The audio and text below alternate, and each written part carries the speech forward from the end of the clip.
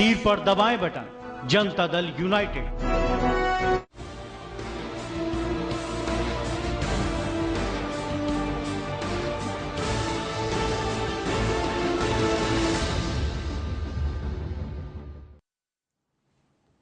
नमस्कार, प्राइमेट में आपका बहुत बहुत स्वागत है। आपके साथ मैं हूं सिद्धार्थ। सियासत के सिंहासन से जेल की दहलीज तक इस सफर का अंत ऐसे होगा, ये शायद किसी ने भी नहीं सोचा था। शायद खुद लालू ने भी इस बारे के अंदर नहीं सोचा था। पर सवाल इतने सारे हैं इस पूरी गिरफ्तारी के अंदर, जिसके जवाब ढूंढ पाना बहुत मुश्किल है।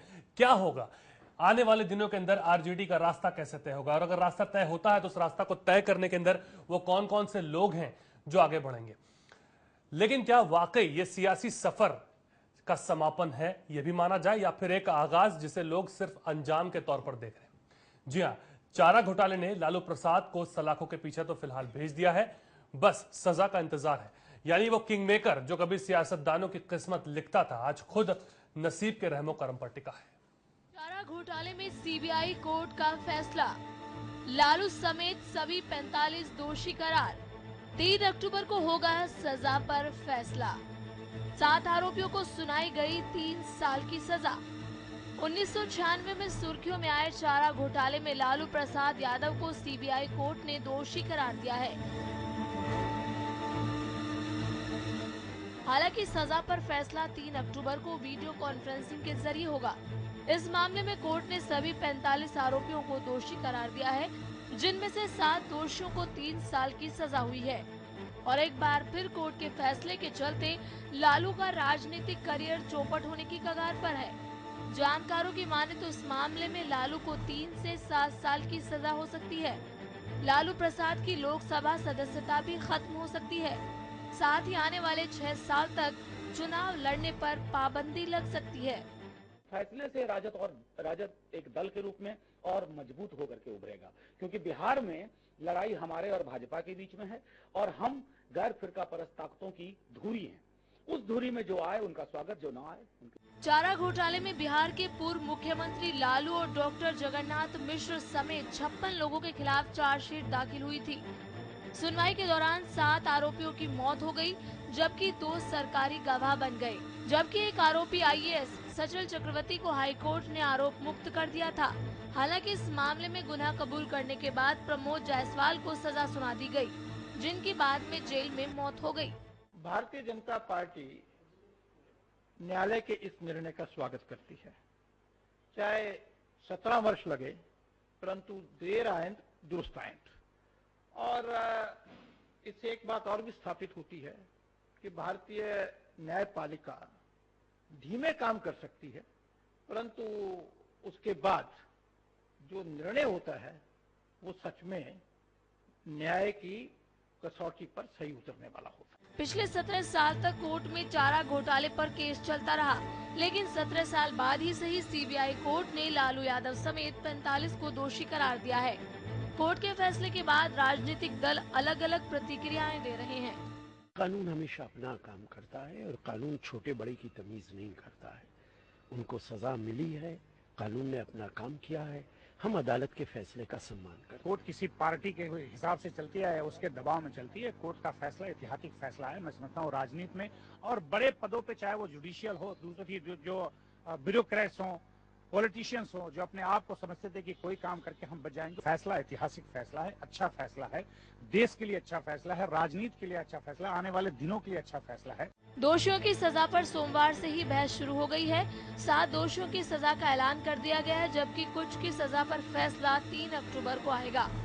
बहरहाल न्यायिक हिरासत के बाद लालू समेत सभी दोषियों को रांची जेल भेज दिया गया है।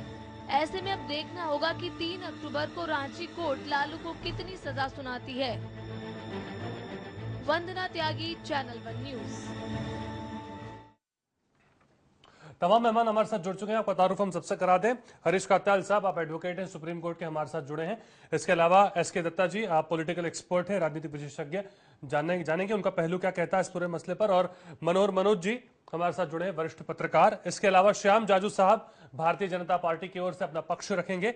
सुशील सिंह साहब, ये जनता दल यूनाइटेड के नेता हैं, वो भी हमारे साथ जुड़े हुए हैं। सबसे हम बात करेंगे। सबसे पहला मेरा सवाल यहां से मैं शुरू करूंगा। मनोज जी, क्या ये दी एंड माना जाए? क्या यहाँ पर जो सफर है वो अब उसका अंजाम तक पहुंच चुका है? राजनीति के अपराधीकरण पर जो कानून जो आसन्न है, जो कोर्ट का फैसला आया और जो ड्राफ्टिंग की गई और जिस तरीके से उस पर अध्यादेश लागू किया गया और फिर अध्यादेश का जो है एक तरह से उन्हीं के पार्टी के द्वारा एक तरह से उसका भंडोल कर दिया गया, तो अब तो यही लगता है कि तकनीकी तौर पे लालू यादव जी का पॉलिटिकल कैरियर द एंड हो जाएगा। लेकिन सवाल यह है कि इस देश में भ्रष्टाचार की महान और इस व्यापक समस्या का जिसका एक सिंबॉलिक था चारा घोटाला, लालू यादव जिसके एक सिंबल पॉलिटिशियन बने थे, हालांकि और भी कई सारे बड़े पॉलिटिकल स्कैंडल चल रहे हैं, चाहे वो 2G का हो, कोल ब्लॉक का हो, या पहले कई सारे यूरिया घोटाला, चीनी घोटाला वगैरह वगैरह, और आने वाले दिनों में भी कई सारे ऐसे घोटाले जो है वो रिवील हो सकते हैं। इस देश में सार्वजनिक जीवन में भ्रष्टाचार को क्या एक सार्वजनिक ये कुछ सिंबॉलिक केसेस के जरिए या वो केसेस जो रिवील हो चुके हैं, बहुत सारे केसेस हैं जो दफन हैं जिनके बारे में कोई जनता जानती नहीं है, और इस देश का जो पूरा सिस्टम जो करप्शन को एक तरह से क्रिएट करता है, क्या उसकी एक एंटी करप्शन मैकेनिज्म, और जो इस देश में जो पॉलिटिकल करप्शन जो एग्जिस्ट हो रहा है, करप्शन तो अलग केवल पॉलिटिकल नहीं है, करप्शन तो हर क्षेत्र में है, चाहे वो एडमिनिस्ट्रेटिव करप्शन है, इकोनॉमिक करप्शन है, सोशल करप्शन है, all kind of institutional corruption है। तो सवाल यह है कि इस देश में करप्शन को लेकर के क्या कुछ सिंबॉलिक केसेस और सिंबॉलिक नेताओं के जेल में या बिहाइंड द बार चले जाने से ये ठीक हो जाएगा, या इस देश में राजनीति के करियर में जो लोग हैं वो क्या अपने मैनेजमेंट के जरिए जो है इस चीज को आगे बढ़ाएंगे? अगर चारा घोटाले की भी बात आती है तो उस कोर्ट का फैसला आने में 17 साल लग गया। तो हमें वो सिस्टम चाहिए जो हर दोषी को एक टाइम में, तो आप इसे ऐतिहासिक फैसला मानते हैं क्या? नहीं, वही मैं बता रहा हूं कि हमें वो सिस्टम चाहिए जो हर दोषी को ऑटोमेटिक तरीके से at one point of time penalise करे, और हर ऑनेस्ट को at one point of time उन्हें जो है एक तरह से रिवॉर्ड करे। हमें वो सिस्टम चाहिए। हमें ये सिस्टम नहीं चाहिए कि 10 केसेस आए 20 साल में फैसला आएगा तब ये करप्शन जो है ये नहीं मिटने वाला है, और बाकी जो अपनी सुविधा के अनुसार जो राजनीतिक जो कानून बनाते हैं, देश में राजनीतिक सुधारों के लिए ये बड़ा माकूल समय आया है कि आरटीआई का एक्ट हो, चाहे वो राजनीति का अपराधीकरण हो या कास्ट रैली हो, लोक लुभावन नारे हो, या फिर राइट टू रिजेक्ट हो, इन पांचों को लेकर के देश में अब पैकेज ऑफ पॉलिटिकल रिफॉर्म का एक बड़ा ही अनुकूल वक्त है जिसमें सार्वजनिक जीवन में सोचिता लाई जाए और राजनीति को ज्यादा से ज्यादा कॉम्पिटिटिव और गुड गवर्नेंस ओरिएंटेड किया जाए। ठीक है, आप एक बड़े परिप्रेक्ष्य में बात कर रहे हैं जाहिर तौर पर। ठीक है दत्ता साहब, किसके इशारे पर चलेगी आरजेडी? आपको क्या लगता है अब जो स्थितियां यहां पर बन पड़ी हैं, क्या सीनियर लीडर रघुवंश प्रसाद जैसे कार्यकारी अध्यक्ष बन सकते हैं या फिर उनके बेटे को आगे किया जाएगा? कैसे देखते हैं आप कि लालू ही संभालेंगे? नहीं, मुझे नहीं लगता है कि लालू जी संभाल पाएंगे, और अगर संभालते हैं तो वो आरजेडी के छवि के लिए भी उचित नहीं होगा और ठीक नहीं होगा। दूसरी बात यहाँ पे आती है कि आखिर आगे कौन संभालेंगे। वरिष्ठता के हिसाब से अगर देखा जाए, सीनियरिटी के हिसाब से, तो मैं समझता हूँ कि रघुवंश प्रसाद जी हैं जो मतलब एक अच्छे तरह से एक नेतृत्व कर सकते हैं। ठीक है। और अगर परिवारवाद अगर चलता है, जो हमारे देश में एक बहुत ही अजीब तरह का विडंबना है कि राजनीति में परिवारवाद बहुत बड़े पैमाने पे चलता है, अलग अलग पॉलिटिकल पार्टीज में ये एक नस नस से घुस गया है। परिवारवाद अगर चलता है तो शायद लालू जी के बेटे संभाल सकते हैं आरजेडी। यह स्थिति बड़ी अजीब सी खड़ी हो गई है कि अगर मान लीजिए रघुवंश प्रसाद अगर आते हैं तो क्या असंतोष बढ़ने की बात भी आएगी पार्टी के अंदर, और अगर बेटे अगर संभालते हैं तो अनुभव है नहीं, तो बेटे के अंडर क्या इतने बड़े नेता काम करेंगे? तो यहाँ तो विडंबना दोनों ओर से है, दोनों तरफ से विडंबना है। और दूसरी बात यहाँ पे है कि अगर बेटा भी अगर संभालते हैं तो असंतोष बढ़ सकता है उससे भी, क्योंकि सीनियर लीडरशिप जितने हैं आरजेडी में, सीनियर लीडर्स जो है वो किस तरह से लेते हैं वो महत्वपूर्ण होगा। और जहां रघुवंश प्रसाद जी की जहां बात आती है, वो अगर नेतृत्व देते हैं तो मैं मानता हूं कि उतना ज्यादा डिसेंशन शायद नहीं होगा जितना कि किसी जूनियर लीडरशिप को अगर पूरा कामकाज अगर सौंपा जाता है। पर महत्वपूर्ण यहाँ पे ये तो आरजेडी की अंदरूनी चीजों की बात हो गई। जो सिग्निफिकेंट जो है इस फैसले को लेके, वो मैं समझता हूँ कि ये एक ट्रेंड सेटर है हमारे देश में, जिस हिसाब से ये फैसला दिया गया है। और खास करके 17 साल बाद हुआ है, वो टाइम पीरियड काफी लंबा खींच गया है, पर ये जरूर है कि कहीं ना कहीं पे जस्टिस है इस देश में और कोर्ट के तरफ से जस्टिस दिया जाता है। और अभी भी लोगों की अगर उम्मीद अगर कायम है इस देश में, तो डेमोक्रेसी में जुडिशियरी से कायम है। और सुप्रीम कोर्ट या फिर तमाम हाई कोर्ट जिस तरह के फैसला दे रहे हैं लगातार जनता के पक्ष में और देश के हित में, वो अपने आप में महत्वपूर्ण है। पर दुर्भाग्यपूर्ण कहना पड़ता है कि हमारे देश में जितने सारे फैसला जो संसद के अंदर लेना चाहिए था या फिर असेंबली के अंदर जो लेना चाहिए था, राजनीतिक पार्टियों को जिस तरह का फैसला लेना चाहिए था जनता के हित में, अक्सर देखा गया है कि वो सब फैसले कानून सुना रही है, जो मतलब कि कहीं ना कहीं पे एक पॉलिटिकल पार्टीज के ऊपर भी प्रश्न चिन्ह है और पॉलिटिकल सिस्टम के ऊपर एक प्रश्न चिन्ह है। अक्सर देखा गया है कि जैसे अब हाल ही में जब आरटीआई के चीजों पे जिस तरह का राजनीतिक पार्टी संसद में across political line, across political spectrum जिस हिसाब से लामबंद हो गए थे सिर्फ अपने दुकान को चलाने के लिए और अपने चीजों को बरकरार रखने के लिए, वो बहुत दुर्भाग्यपूर्ण है। अभी जिस तरह का अध्यादेश जारी हुआ था मतलब भारत सरकार के तरफ से राजनीतिक पार्टियों को बचाने के लिए और दागी पॉलिटिकल नेताओं को बचाने के लिए, वो भी बहुत बहुत दुर्भाग्यपूर्ण है। बिल्कुल, तो दोनों चीजें यहां पर है कि पार्टी आखिर चलेगी कैसे, उस बीच में ये एक सवाल भी आ रहा है। जादू साहब, जरा हमें बताइए कि आपको लगता है आरजेडी टूट जाएगी अब, जो स्थितियां भी बन रही हैं उससे? बेसिकली आरजेडी का जो पहले जन समर्थन था जी, एक समय ऐसा था कि पूरे देश में लालू जी पर जो बिहार की मर्जी थी, लालू को कोई हटा नहीं सकता, और लालू जी भी खुद कहते थे जब तक रहेगा आलू तब तक रहेगा लालू। पर वो लालू जी का समर्थन खत्म होते होते आज उनके कितने एमएलए बचे हैं, उनके कितने एमपी बचे हैं, जिन लालू प्रसाद जी का पूरे बिहार पर अनभिषिक्त राज्य था और विपक्ष वहां कोई अस्तित्व में नहीं था। आज स्थिति ऐसी आ गई कि इनके ये कारनामे और इनके ये जो चारा घोटाले ने इनको खाया है जी, इसके बाद भी इस देश का दुर्दैव ये है कि 17 साल केस चलती है। इन्होंने जो गुनाह किया वो सब जनता के सामने था, विपक्ष ने उसका भंडाफोड़ किया था, पूरे मीडिया ने अपना रोल अदा किया था, पर इनके तक सजा पहुंचने में 17 साल लग जाते हैं। 17 साल न्याय व्यवस्था की इस प्रक्रिया में उनको लगे और तब तक ये पूरी सत्ता पक्ष अलग अलग भूमिका में एंजॉय करते रहे और देश के सामने फिर ऐसा मैसेज जाता है कि कोई कुछ भी कर लो, हमारा कोई कुछ नहीं बिगाड़ सकता। ठीक है, तो ये हमारा टाइमिंग की बात भी आपको लंबा वक्त लग गया जी। ठीक है, आपके पास सर हम फिर लौटेंगे। जैसे दामिनी के केस में जी, देश को एक मैसेज गया कि भाई time bound fast track court के सामने आया और लोगों को ठीक लगा कि ये रेपिस्ट लोगों को सजा मिल गई। इस प्रकार के लोक प्रतिनिधियों को अगले चुनाव में सामने जाने के पहले उन पर यह आरोप सिद्ध हो जाए, वो बेगुनाह साबित हो जाए, जो भी है, न्याय प्रक्रिया फास्ट करके जनता में इसका एक क्लैरिटी का मैसेज जाएगा तो देश में कुछ भ्रष्टाचार के बारे में कुछ बातें निकल आएगी, ऐसा लगता है। ठीक है, सुशील साहब, क्या आपको लगता है ये बात बार बार उठ करके आ रही कि लालू खुद भी राजनीति का शिकार बन गए, राजनीति का चारा बन गए, वो क्या आपको भी लगता है ऐसा? देखिए, इसमें राजनीति का शिकार बनने का कोई प्रश्न ही नहीं है। ये मामला भ्रष्टाचार का था जी, और बहुत बड़े घोटाले से जुड़ा हुआ था। चारा घोटाला 1000 करोड़ रुपए से भी ज्यादा का जी, तो इसमें राजनीति का कहाँ सवाल है। हाँ, जो विपक्ष की पार्टियां हैं उनका ये दायित्व है, उनका ये फर्ज था कि वो किसी घोटाले को और खजाने की लूट को उजागर करें जी, और इसी के तहत ये मामला उजागर हुआ था और उठाया गया। और अंततः 17 सालों के बाद भले ही इसके फैसले आने में देर हुई जी, और अकेले यही मामला नहीं है जिसमें देर होती है, बहुत सारे ऐसे मामले और हैं देश में जिनमें फैसले वर्षों वर्षों बाद आते हैं। तो ये कहना कि राजनीति के शिकार हुए, ये बिल्कुल गलत है। ये राजनीति के शिकार बिल्कुल नहीं हुए।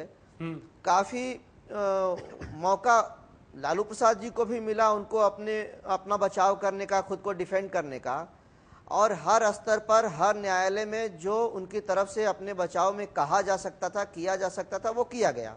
ठीक, और अंततः परिणति यहाँ तक आई, यहाँ तक बात आई, फैसला हुआ और उसमें न्यायालय ने उनको दोषी पाया और उनको सजा हुई।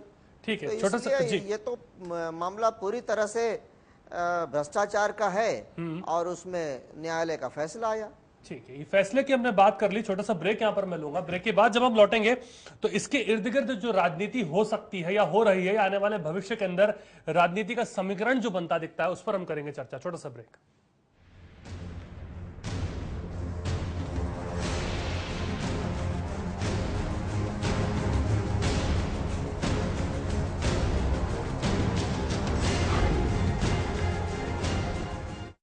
₹1 नहीं है बॉस। ₹1 नहीं है मतलब? अरे मतलब छुट्टा नहीं है। नहीं है तो आप लेके आओ, जाओ। छोड़ ना, ₹1 में क्या कर लेगा तू? पिगी बैंक में डालूंगा। तुझे क्या प्रॉब्लम है? मेरे को मेरा ₹1 चाहिए। अच्छा 1 मिनट, करीना पसंद है बॉस। क्या? ये देखो। क्या है ये? वीडियो है ₹1 में। देखो देखो, पूरा देखो। देखो वीडियोस ₹1 में। 52010 पे कॉल करो, क्लिक करो, चूज करो, एंजॉय करो। ₹1 में फुल मस्ती। ऐसा घर आपने नहीं देखा होगा। संभाल के पोछा मारा अभी। आइए। ओ भाई साहब ये देखिए हॉल, ये देखिए चिल्ड्रंस रूम, देखिए कितना बड़ा है। आपके बच्चे खेलते खेलते थक जाएंगे। हो गया, मजे ले लिए। आइए। और यह है बेडरूम, इसकी खिड़की से तारे दिखते हैं, तारे। आपको क्या लगा प्रॉपर्टी डीलर हुआ? अरे आपको अपना घर दिखा रहा था। Pearls infrastructure. हम जानते हैं कि घर अरमान, उम्मीदों और सपनों का बना होता है, तभी तो हम घर बनाते हैं, जिंदगियां बनाते हैं। अक्षय, बाथरूम कब धोगे? आज संडे है ना।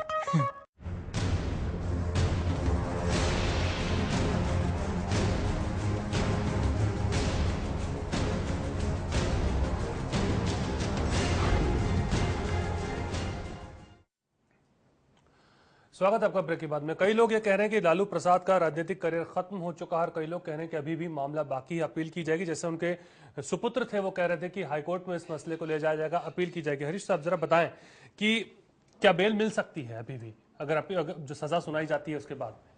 देखिए 3 तारीख को जब इस पे सज़ा का ऐलान किया जाएगा तो उसी वक्त उनके वकील जो हैं बेल के लिए अप्लाई कर सकते हैं और बेल का प्रोविज़न है हमारे CRPC में। और bail is the right and jail is exception. This is the basic thought of judiciary. But in view of the judgement passed by the honourable supreme court, ये कहना मुश्किल है कि उनके राजनीतिक कैरियर के ऊपर अगर क्या प्रश्न चिन्ह लगा है वो निकल सकता है या नहीं निकल सकता, क्योंकि जो जजमेंट अभी सुप्रीम कोर्ट की आई है इन लिली थॉमस केस, जिसमें सुप्रीम कोर्ट ने after conviction of more than 2 years उनको कहा है कि you can not continue as your parliamentary seat, तो वो तो उनको छोड़नी ही पड़ेगी। अपील का जो प्रोविज़न है, अपील में अगर वो जाते भी हैं और बेल उनको मिल भी जाती है तो भी उनका राजनीतिक कैरियर इस जजमेंट के बाद ऑलमोस्ट ख़त्म सा ही है। ठीक है। और ये किन आधारों पर, किन ग्राउंड्स पर आपको लगता है अगर मिल भी जाएगी तो क्या ग्राउंड्स ऐसे होंगे? क्योंकि अब तो सिर्फ सजा के ऊपर ही फैसला होना है। देखिए बेल के लिए कई ग्राउंड्स हैं, उनकी हेल्थ ग्राउंड्स हैं, अपील के लिए ग्राउंड्स हैं। दे में कोर्ट सम जजमेंट जिसमें जो है या कोई प्रोसिक्यूशन की खामी हो सकती है जिसको वो कोर्ट कर सकते हैं।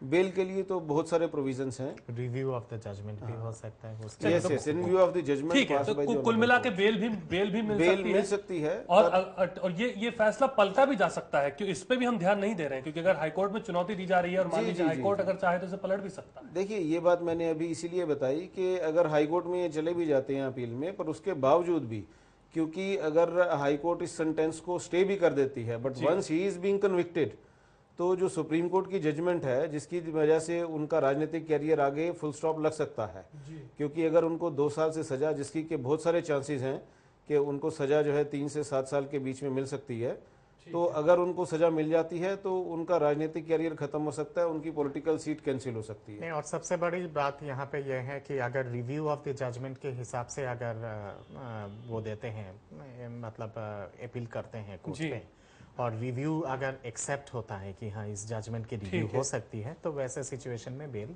मिल सकती है। चलिए एक अहम खबर से यहाँ पर हम रूबरू करा दें हमारे दर्शकों को। इस वक्त की अहम खबर बता दें, राबड़ी देवी की ओर से एक बयान आया है और उन्होंने कहा है कि उनके बेटे के साथ मिलकर, यानी तेजस्वी जो उनके बेटे हैं उसके साथ मिलकर अब पार्टी को चलाया जाएगा। अब जेल जाने के बाद में राबड़ी देवी का बयान इसलिए अहम हो जाता है क्योंकि वही स्थिति 1996-97 की बनती यहाँ पर दिखती है, पर उस समय स्थितियां इसलिए अलग थी क्योंकि सत्ता में वो थे, उनके पास सिर थे और सत्ता में रहने के लिए बहुमत का होना बहुत जरूरी है। यहां बहुमत नहीं है, चीजें बहुत अलग हैं। और ऐसे वक्त यहां पर राबड़ी देवी ने यह बात कही है कि बेटे के साथ मिलकर अब पार्टी को चलाया जाएगा। यानी कुल मिला के जिस तरह से कांग्रेस काम करती है उस तरह से शायद काम करने की कोशिश की जाएगी, जैसे सोनिया गांधी राहुल गांधी के साथ मिलकर काम करती हैं, वही स्थिति यहां पर बनाने की कोशिश। और ये बात भी कही है, जैसा हम कह रहे थे, जैसे सोनिया राहुल चलाते हैं वैसे अब राष्ट्रीय जनता दल को चलाया जाएगा। तो राबड़ी देवी का